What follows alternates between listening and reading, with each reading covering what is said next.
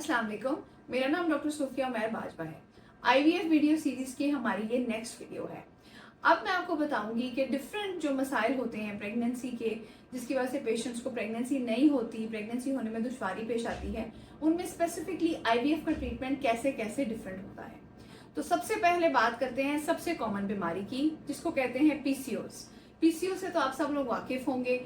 PCOS की education के लिए मैंने बहुत सारी वीडियोस बनाई हैं। पाकिस्तान में बहुत कॉमन है पीसीओएस, हर 2-3 में से एक लड़की को पीसीओएस होता है। चंद एक पीसीओएस के पेशेंट ऐसे होते हैं जिनको weight loss, medications, ovulation induction, injections और आईयूआई से भी प्रेगनेंसी नहीं होती, फिर इनको आईवीएफ की तरफ जाना ही पड़ता है।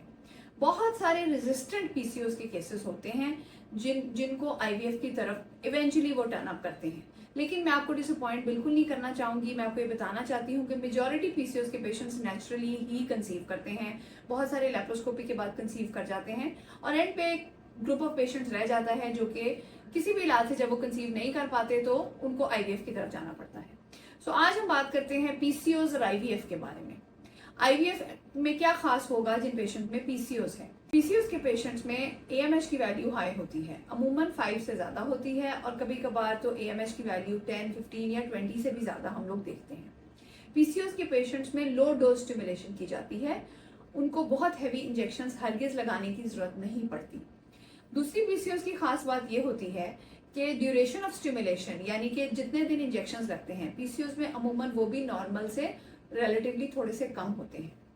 पीसीओएस के पेशेंट जब आईवीएफ से गुजरते हैं तो उनकी ओवरीज हाइपर स्टिमुलेट करती हैं, यानी कि उनकी ओवरीज उन इंजेक्शंस को बहुत ज्यादा रिएक्ट करती हैं और अमूमन दोनों ओवरीज में बहुत ज्यादा फॉलिकल्स बन जाते हैं। इसको हाइपर स्टिमुलेशन सिंड्रोम कहा जाता है। पीसीओएस के पेशेंट्स में आईवीएफ जब किया जाए तो इंजेक्शंस की डोज और इंजेक्शंस की टाइप भी पीसीओएस के हिसाब से सिलेक्ट की जाती है, क्योंकि पीसीओएस के पेशेंट में एलएच हार्मोन एफएसएच के मुकाबले में बहुत ज्यादा होता है। उस हिसाब से ही फिर आईवीएफ के दौरान इंजेक्शंस लगाए जाते हैं और उसके बाद जो ट्रिगर की टाइप है पीसीओएस के पेशेंट्स में वो भी बदली जाती है। उसकी वजह ये होती है कि ये पेशेंट्स को आईवीएफ के बाद कुछ दिन के लिए ओएचएसएस का सामना करना पड़ता है, जिसके बारे में मैं एक वीडियो भी बनाऊंगी और आपको बताऊंगी भी। आम जुबान में ये कहा जाए कि पीसीओएस के पेशेंट्स को एग पिकअप के बाद कुछ दिन जो है वो काफ़ी डिस्कम्फर्ट रहता है, पेट में कई दफ़ा जो है वो डिस्टेंशन हो जाती है, खाने पीने में मसला होता है और पेशेंट्स को रिकवरी में टाइम लगता है। इस बारे में हम डिटेल में बात करेंगे।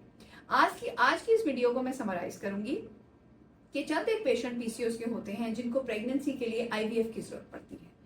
आईवीएफ में पीसीओएस के पेशेंट्स का चूंकि एएमएच हाई होता है तो उनकी स्टिमुलेशन की डोज रिलेटिवली कम होती है, अमूमन स्टिमुलेशन शॉर्ट होती है और उसके बाद एग पिकअप के बाद कई दफ़ा हाइपर स्टिमुलेशन का सामना इनको करना पड़ता है, जिसकी वजह से कुछ दिन पेशेंट अनकंफर्टेबल होते हैं और इसके बारे में हम डिटेल में बात करेंगे।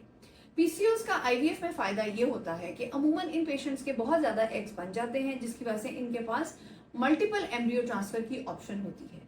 इसका इनडायरेक्टली पेशेंट को फायदा ये होता है कि वो एक आईवीएफ से कई दफ़ा 3-4 प्रेगनेंसीज लेटर ऑन अचीव कर सकते हैं सेपरेटली, क्योंकि एम्ब्रियोज फ्रीज कर लिए जाते हैं। और दूसरा इन पेशेंट्स को ये भी फायदा होता है कि अगर इनको फर्स्ट अटेम्प्ट में प्रेगनेंसी ना हो तो इनके पास मल्टीपल एम्ब्रियो ट्रांसफर अटेम्प्ट्स मौजूद होते हैं। अगर आपको मेरी ये वीडियो पसंद आई है तो मेरी वीडियो को लाइक करें, मेरी वीडियो को शेयर करें और मेरी वीडियो पे कमेंट करें। अगर आप चाहते हैं कि हम किसी स्पेसिफिक टॉपिक पे वीडियो बनाएं तो वो आप कमेंट्स में लिख सकते हैं। Thank you.